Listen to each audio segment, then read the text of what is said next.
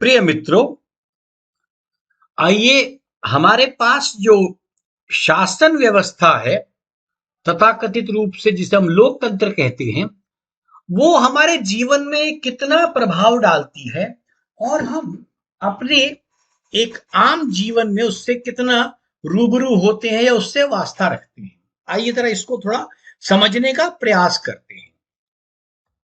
देखिए, जब बच्चा जन्म लेता है उसके साथ ही उस व्यक्ति की परिवार की एक कुछ अवधारणाएं होती हैं।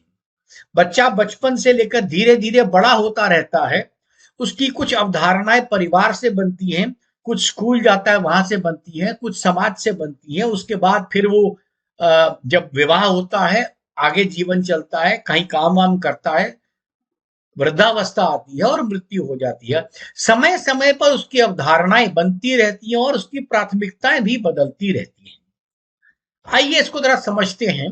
बच्चा जब जन्म लेता है उसके बाद उसको शिक्षा का सबसे पहला आवश्यकता होती है, क्योंकि शिक्षा से हमारे यहाँ ऐसा बना दिया गया है कि शिक्षा से ही आजीविका होगी। अभी यहाँ पर इस शिक्षा का अर्थ आप स्कूल की शिक्षा को मत लीजिए। अगर बढ़ई है तो अपने बच्चे को बढ़ईगिरी की शिक्षा दे रहा है। अगर कोई खेती करता है तो अपने बच्चे को खेती की शिक्षा देता है। तो यही शिक्षा, उससे ही उसकी आजीविका चलती है। फिर वो विवाह की तरफ आगे बढ़ता है, उसके फिर परिवार आगे बढ़ता है। ये एक काम उसके दिमाग में रहता है। और इस समय तक जब तक विवाह करता है और अपनी संतानों को जन्म देता है, वो एक अपने जीवन में उत्तरोत्तर उसमें ऊर्जा बढ़ती जाती है, यौवन बढ़ता जाता है और उसमें अच्छी एनर्जी है। लेकिन जैसे उसके बाद वो सेवानिवृत्ति करता है, उसके बाद वो वृद्धावस्था को प्राप्त होता है, उसकी मृत्यु हो जाती है। तो सेवानिवृत्ति के बाद से उसकी सोच एक अलग रहती है। और शुरुआत के हिस्से में जन्म, शिक्षा, आजीविका, विवाह, इतने हिस्से में वो सोचता रहता है कि मैं इस तरह करूंगा, मैं ये करूंगा, एक विचार। सेवानिवृत्ति और वृद्धावस्था के वक्त पे इंसान कहता है भाई अब मेरे बस की कुछ नहीं है, जो दुनिया में चल रहा है चलने दीजिए। अब इन सारी चीजों के बीच में हमारे पास कुछ व्यवस्थाएं हैं। बचपन से लेकर कोई भी धर्म हो, हिंदू, मुस्लिम, सिख, ईसाई, कोई भी पंथ हो, तो वहां पर आपके पास एक धर्म बच्चे को जोड़ता है। धर्म माने आस्था, मेरा मतलब धर्म से आस्था है। आप इसकी डेफिनेशन पर मत जाइएगा, परिभाषाओं पर मत जाइए। जो भी उनकी धार्मिक व्यवस्थाएं हैं परिवार में, वो आस्थाएं बच्चे को प्रभावित करती हैं। और साथ में उसको शिक्षा के साथ कौशल चाहिए होता है, जिसको आप कहते हैं स्किल, उसके पास आती है, जिसकी वजह से वो अपनी आजीविका को कमा सकता है। और ये बात आज हम जान चुके हैं कि जो शिक्षा जिसे आज हम कहते हैं या जो विद्यालय जिसे आज हम कहते हैं, वहां से जो बच्चा शिक्षा प्राप्त करके आता है वो कौशल नहीं है, और वो डिग्री उसको कौशल नहीं देती और जीवन में आगे बढ़ने का रास्ता भी नहीं देती है। ये हम जान चुके हैं इस बात को। तो इसके हम आगे बात करें तो इसीलिए धर्म को जोड़ करके एक सामाजिक व्यवस्था बनाई गई है, जो धर्म को पोषित करती है या धर्म द्वारा पोषित होती है। क्योंकि हम जिस समाज की परिकल्पना करते हैं उसमें क्या धर्म व्यवस्थाएं चलती हैं, वो हमारी सामाजिक व्यवस्था को उसके साथ पोषण करना है। तो एक सामाजिक व्यवस्था हमें चाहिए जिससे कि हम निरंकुश ना हो जाए। बचपन से हमारे को ये झूठ नहीं बोलना, चोरी नहीं करना, इसका क्या अर्थ है? इसका अर्थ सिर्फ इतना है कि आपका बच्चा, आपकी आने वाली पीढ़ी निरंकुश न हो जाए। उसी के साथ दूसरी चीज आती है प्रशासनिक सेवा। ये जो प्रशासन आपके साथ चलता है, जिसको आप कानून के लिहाज से पुलिस कह देते हैं या प्रशासनिक सेवाओं के अफसर हो जाते हैं, डीएम हो गए या जो भी उस जगह के तहसीलदार हो गए, उन्होंने कुछ नियम को पालन करते हैं और वो प्रशासनिक सेवा के अंतर्गत आता है। क्योंकि सामाजिक व्यवस्था तो रही आपके ऊपर समाज की व्यवस्था, लेकिन एक तरीके से प्रशासन की अपनी व्यवस्था है कि प्रशासन की निगाह में कुछ चीज गलत नहीं हो रही है, उसके लिए प्रशासनिक सेवाएं होती हैं जिससे अंदर वो चीज चला करती है। तो आपके पास सामाजिक व्यवस्था और प्रशासनिक सेवाएं आपको बना दी जाती है जिससे आपका जीवन सुव्यवस्थित चले, निरंकुश न हो, आप दूसरे के हक को न मारे, कोई आपका हक ना मारे। ये एक व्यवस्था हमारे को समाज में चाहिए। जो अब यहां तक जो हम बात कर रहे हैं प्रशासनिक सेवा, सामाजिक व्यवस्था, ये मतलब राजा के दौर में भी उतनी है। एक राज्य हो, प्रेसिडेंशियल फॉर्म ऑफ गवर्नमेंट हो, लोकतांत्रिक व्यवस्था हो, जिस भी शासक जिस रूप में रहे, हर एक के लिए सामाजिक व्यवस्था और प्रशासनिक सेवा की आवश्यकताएं हैं। अभी तक इसमें लोकतंत्र की कोई बात नहीं है कि लोकतंत्र में क्या होता है, लोकतंत्र में जो होगा उसको बाद में चर्चा करेंगे, पर पहले इतना एक आम आदमी की व्यक्ति में ये सब चीजें उसको चाहिए होती है। अब इसके तरह आगे हम सोचते हैं। देखिए, इसके साथ जो सामाजिक व्यवस्था और प्रशासनिक सेवा है, इसको करने के लिए हमें क्या कहा गया, हमारे साथ एक लोकतांत्रिक अधिकार और संविधान शब्द हमें दे दिया गया। हम समझते हैं लोकतंत्र है यानी लोगों का तंत्र है, ये ऐसा हम समझते हैं। और एक संविधान बना दिया गया जिसमें कह दिया गया संविधान सर्वोपरि है, संविधान से ऊपर कुछ नहीं है। इसमें कुछ बातें समझनी चाहिए। जहां तक संविधान की बात है, हमें यह समझना है संविधान समाज के लिए है या समाज संविधान के लिए है। मतलब आप समझिए कि व्यक्ति के लिए संविधान है या संविधान के लिए व्यक्ति है। असल में हो ये गया है, संविधान के लिए व्यक्ति हो गया है, व्यक्ति के लिए संविधान नहीं हुआ है। इसको मैं थोड़ा आपको कोशिश करूंगा अपने विचारों से आपको समझाने की बात। दूसरा, हमें लोकतंत्र का अधिकार दे दिया गया है। हम समझते हैं लोकतंत्र का मतलब हमारा कहना, मतलब जो लोग चाहते हैं वो तंत्र। लेकिन क्या वाकई ये लोकतंत्र है? क्या वाकई ये दुनिया में जो हमें कह दिया जाता है विश्व के आप सबसे बड़े लोकतंत्र हैं, तो क्या वाकई लोकतंत्र या डेमोक्रेसी है? डेमोक्रेसी या लोकतंत्र का मतलब क्या है कि आपके पास जो व्यवस्था है लोगों की हो। अब यहां पर आपको ये समझना चाहिए कि अंग्रेजों ने आपके पास लोकतांत्रिक व्यवस्था दी थी भारत को छोड़ते हुए कि आपका एक लोकतंत्र होगा। और अगर ये लोकतंत्र जो हमारे पास है, अगर आप उसको थोड़ा सा तुलना करें, तो जो विदेशों का लोकतंत्र है, मतलब जो अमेरिका का लोकतंत्र है और जो ब्रिटेन का लोकतंत्र है, हालांकि ब्रिटेन का लोकतंत्र या अमेरिका का लोकतंत्र किसी के अंतर्गत आता है, किसी के अधीन काम करता है, उस पर हम चर्चा थोड़ी देर में करेंगे या अगले वीडियो में करेंगे। लेकिन पहली बात तो है कि उनके लोकतंत्र से हमारा लोकतंत्र बहुत फर्क है। आप कहीं नहीं सुन सकते हो कि वहां के लोकतंत्र में 1800 पार्टियां हैं, हमारे यहाँ 1800 पार्टियां हैं, हर एक को एक चुनाव लड़ने का अधिकार है। कोई कुछ भी आए, अपने पास थोड़ा इतना पैसा खर्च कीजिए, लोग अपने आप कुछ दल इकट्ठा कीजिए, कुछ लोगों को आप झूठे सच्चे वायदे कीजिए, अपना नया दल बनाकर 2 सीट लेके वहां बैठ जाइए। कहीं पर वहां पर ऐसा नहीं है कि जो एक एमपी को एक बार एक बंगला मिल गया वो उसको खाली नहीं करता है। हमारे यहाँ जिसको दिल्ली में जगह मिल गई है या अपने अपने लखनऊ में या किसी भी जगह पर वो बंगला उनका हो गया है, उसको निकालने के लिए फिर आपको कानूनी प्रक्रिया करनी पड़ती है। कभी कल्पना करें कितना भयंकर रूप से हमारा लोकतंत्र और उनके लोकतंत्र में अंतर है। हाँ, कह दिया जाता है कि आप सबसे बड़े लोकतंत्र है, लेकिन वो अच्छे लोकतंत्र में है क्या, ये भी तो समझने वाली बात है। जो लोकतंत्र उनका है, क्या वाकई हम लोकतंत्र में हैं? हमारा मतलब भारतीयों का तंत्र क्या चल रहा है या कुछ गिने चुने लोगों का तंत्र हमारे ऊपर आज भी चलता है? इसको आप जरा और समझेंगे। देखिए, हमको कह दिया गया कि लोकतंत्र के 4 स्तंभ हैं। सबसे पहला स्तंभ बनाया जिसे आप कहते हैं विधायिका, और विधायिका के रूप में यह कहा गया कि जिसका काम है लेजिस्लेचर बनाना, एक नियम बनाना, कानून बनाना, ये काम लेजिस्लेचर का है। अब आप स्वयं अपने जीवन को अंदाजा लगाइए, ऐसे कितने नियम बने हैं, ऐसे कितने विधायकों के नियम बने हैं, विधि विधान बने हैं जिनमें आपकी सहमति कभी थी, आपकी, आपके गांव की, आपके समाज की, आपके मोहल्ले की, आपकी रेजिडेंट वेलफेयर एसोसिएशन की, किसकी सहमति कहां हुई है, कितने हैं? आप देखेंगे आपकी सहमति कहीं नहीं इसमें आती है, लगभग नगण्य है। तो जो लेजिस्लेचर बन रहा है वो कोई एक किसी दल के आदमी आते हैं, मान लीजिए किसी दल के 20 आदमी आ गए, किसी दल को बहुमत मिल गया, उस दल के 20, 25, 50 लोगों ने फैसला किया हमको ऐसा एक संविधान चाहिए, वो शायद उनके भले के लिए हो, उनके उस इलाके के लिए हो या न हो, कभी हो भी जाएगा, लेकिन वो संविधान उन्होंने बना दिया। जनता को ये बताया जाता है कि संविधान आपके लिए है। आप इसको थोड़ा सा समझने की कोशिश करें। जैसे अभी कुछ बातें चल रही हैं कि 10 साल और 15 साल बाद की कारों को, डीजल की पेट्रोलिंग गाड़ियों को बंद कर दिया जाए।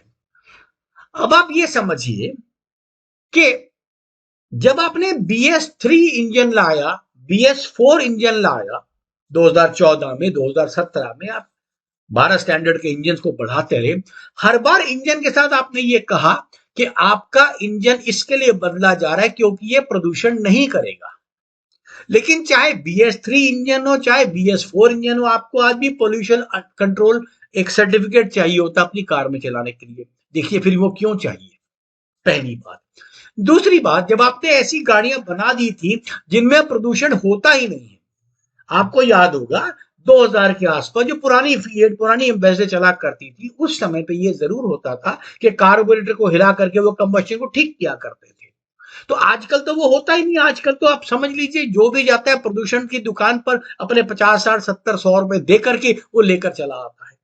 अच्छा, अगर आपके पास सर्टिफिकेट है और आप गाड़ी का धुआं निकाल रहे हैं तो आप दोषी नहीं है। आपके पास सर्टिफिकेट नहीं है तो आप दोषी हैं, भले आपकी गाड़ी धुआं या प्रदूषण कर रही है कि नहीं कर रही है। कोई इस पर प्रश्न पूछने वाली बात है क्या कि किस प्रकार का आपने विधायी का बना दी?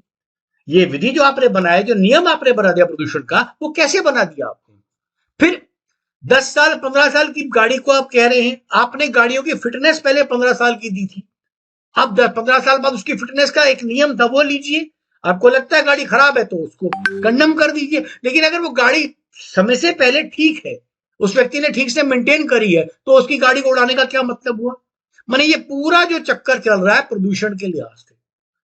अब कभी सोचिए, जो नियम बनते हैं, अभी आप देखिए प्रदूषण बहुत अधिक है, बच्चों को स्कूल मत भेजिए। अब ये जरा समझने की बात कीजिए, बच्चा अगर दिल्ली में रहता है तो घर में रहे या स्कूल में रहे, उसका वातावरण तो वही रहता प्रदूषण का, हवा तो नहीं बदली जाती ना। सिर्फ ये कि कुछ गाड़ियां आपने रोक दी होंगी, स्कूल की बसें नहीं जाएंगी। और आपकी जानकारी के लिए व्हीकुलर पोल्यूशन जो है, जो गाड़ी का पोल्यूशन है इस समय जो है दिल्ली जैसे बड़े शहरों में, वो 5-10% से ऊपर नहीं है। बाकी बहुत सी आसपास की इंडस्ट्रीज का धुआं है, इंडस्ट्रीज की और परेशानी है, साथ में बिल्डिंग मटेरियल जो बनता है उसका होता है, बहुत ज्यादा रोड पे डस्ट आती है, बहुत कुछ आता है। गाड़ी का प्रदूषण 10% भी नहीं है, लेकिन इस पर कोई प्रश्न नहीं है। एक विधायिका ने एक नियम बना दिया और आप उसके पीछे चल पड़े। जो लोग अच्छे सक्षम है, जिन्होंने हर 5 साल 10 साल बाद गाड़ी बदलनी होती, 5 साल बाद गाड़ी बदलती है, उनके लिए इस नियम का फर्क नहीं पड़ेगा और शायद भारत का वो प्रभुत्व वर्ग है। लेकिन जिस बेचारे किसान का ट्रैक्टर है, जिस बेचारे किसान के अपने कोई टेम्पो लेकर के बेचारा अपनी आजीविका कमा रहा है, उसके लिए आपने अचानक से बंद कर दिया, तो वो बेचारा जाएगा कहां? एक ऑटो वाला है बेचारा, ऑटो चलाता है, एक टेम्पो वाला टेम्पो से अपना पेट भरता है, वो टेम्पो जाएगा कहां? कहीं इसकी बात नहीं होती। नुकसान कौन भुगतेगा उसका? अब कार्यपालिका जो एग्जीक्यूटिव वाली बॉडी आ गई ना, जो एग्जीक्यूशन करती है इन सब चीजों को, उनका कहना तो बड़ा सीधा है जी, संविधान, हम तो संविधान का पालन कर रहे हैं, जो कानून बना उसका कानून का पालन कर रहे हैं। तो पहली गलती लेजिस्लेचर की सबसे पहले आ गई। लेजिस्लेचर ने अगर कोई गलत नियम बना दिया तो विधायिका कार्यपालिका उसको पूरा करती रहेगी और आप फंसे हुए। तो आपकी आपकी सोच कहां है? आप इसको कहां चैलेंज करेंगे कि सब ये नियम गलत बन गया है? ये आप कहीं चैलेंज नहीं कर सकते। उसके बाद आती है जुडिशरी। हमारे को एक और संविधान से बड़ी बात समझा दी जाती है कि इस जुडिशरी के लिहाज से हर व्यक्ति के लिए संविधान बराबर है। ये हम सब जानते हैं, संविधान सिर्फ, जुडिशरी सिर्फ पैसे वालों के लिए है। और अगर आप खुद सोचिए, अगर जुडिशरी में न्याय होने वाली बात हो तो वकील की क्या जरूरत है? अगर एक रंग काला है, एक रंग नीला है, एक रंग पीला है, तो जज भी उसको देख लेगा काला कौन सा, नीला कौन सा, पीला कौन सा है। लेकिन वकील की कलाकारी इस पर निर्भर करती है कि अपने क्लाइंट के लिहाज से सत्य को कैसे पेश करे। इसका मतलब जुडिशरी बनी इसके लिए कि वकील अपनी कलाकारी से उस जुडिशरी को अपना रंग दे सके। तो न्याय थोड़ी हुआ ये तो कोर्ट ऑफ लॉ है कि आपने लॉ के अनुसार चलना। तो जुडिशरी भी आम आदमी के काम की नहीं रही, कार्यपालिका आपके काम की नहीं रही। चौथा स्तंभ हमारे पास कहते हैं मीडिया। आज आप जानते हैं मीडिया पर क्या भरोसा किया जा सकता है। ये जो चारों स्तंभ आपके सामने बना दिए गए हैं, इसमें आपको कह तो दिया लोकतंत्र का अधिकार है, पर लोकतंत्र में कौन सा स्तंभ? क्या मीडिया सत्य दिखा रहा है? क्या जुडिशरी जो है इंपार्शियल होती है? एग्जीक्यूटिव क्या इंपार्शियल है? या लेजिस्लेचर इंपार्शियल है? ये सब अपने अपने लोगों का भला करने के लिए है। जिन्होंने मीडिया खरीद रखा है, आपको पता है आज की तारीख में राजनीतिक दलों के अपने अपने चैनल्स हैं। जो राजनीतिक दल इस मीडिया को फंड नहीं करेगा, अपना ऐड नहीं देगा, वो मीडिया चल नहीं पाएगा। आज टीवी का मीडिया है, अखबार का मीडिया। आज अब अखबार की कीमत देखिए, अखबार कितने का मिलता है? 2.5 रुपए 3 रुपए का। इस अखबार को बनाने की कॉस्ट 10 से 12 रुपए है। तो अखबार चल किस पर रहा है? उस एडवर्टीजमेंट के ऊपर। और प्राइवेट एडवर्टीजमेंट के ऊपर ज्यादा नहीं चल पाते, अंत में सरकारी एड सबसे ज्यादा इसमें होती है। तो जो सरकार चल रही है, जो प्रशासन है, आप उसके विरोध में आप जा नहीं सकते, तो मीडिया कहां से क्या काम करेगा? ये देखिए, ये जंजाल बना करके आपको कहने का काम कर दिया गया है।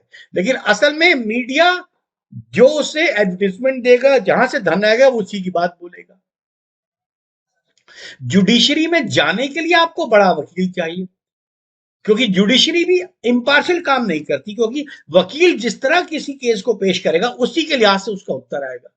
और कार्यपालिका तो आप जानते ही हमारे कि क्योंकि हमारे छोटे से छोटे काम के लिए भाई एसडीएम ऑफिस में किसी को जानते हो, पुलिस डिपार्टमेंट में किसी को जानते हो, फला डिपार्टमेंट में किसी को जानते हो, यार मेरा एक छोटा सा काम करा देना है। तो आपका हर काम तो किसी को जानने पर छोड़ दिया आपने।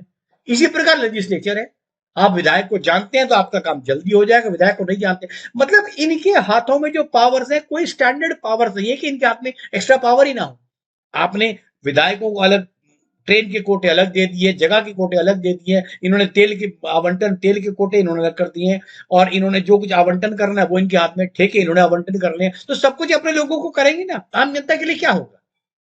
आप खुद सोचिए ना, जो नियम हमारे यहाँ बना दिए, कहने को आपके पास लोकतंत्र है, लेकिन वो नियम ऐसे हैं, वो नियम आपके हाथ में कितना रहते हैं, कभी इस पर आप कल्पना करें। लेजिस्लेचर, अभी मैं आपको एक उदाहरण से समझाता हूं। अभी किसानों के कुछ कानून थे जो वापस हुए। मैं नहीं कहता कानून अच्छे थे बुरे थे, लेकिन मेरे एक प्रश्न का उत्तर मुझे चाहिए कि जो कानून आपने सितंबर के महीने में बनाया उसको विद इफेक्ट ऑफ 26 जून से क्यों लगाया? मतलब कोई आपने किसी को फायदा देना होगा, कोई जून जुलाई अगस्त के कोई केस होंगे जिसको पेंडिंग में निकालना होगा। आप कानून बना रहे हैं सितंबर के दिन, ये फॉर्मूला नंबर 2 है। सेकेंड लॉ को खोल लीजिएगा, उसमें देख लीजिएगा एग्जीक्यूशन की डेट कौन सी है और विद रिस्पेक्ट कहां से बन रहा है। तो जून के महीने का नियम बन रहा है सितंबर में। अब इससे आप क्या अंदाजा लगाएंगे? जरूर किसी ना किसी के फायदे के लिए बनाया जा रहा होगा। अब हो क्या गया है, आम भारतीय समझता है यार ये इन्हीं लोगों का खेल है, इन्हीं के लिए बना, हम तो अपना गुजारा करें, क्योंकि हमारे लिए फिर वही आ जाता है कि हमारी आजीविका, हमारा विवाह, हमारी वृद्धावस्था, हमारा ये, हमारे लिए इतना कुछ, हमारा जीवन ठीक से गुजर जाए, चलने दो लोकतंत्र जो हो रहा है। तो क्या ये वाकई लोगों का तंत्र है? अगली बार इसके विशेष में थोड़ी और हम बात करेंगे, ताकि मैं जो कहना चाहता हूँ आप तक शायद वो बात पहुंच सके। धन्यवाद।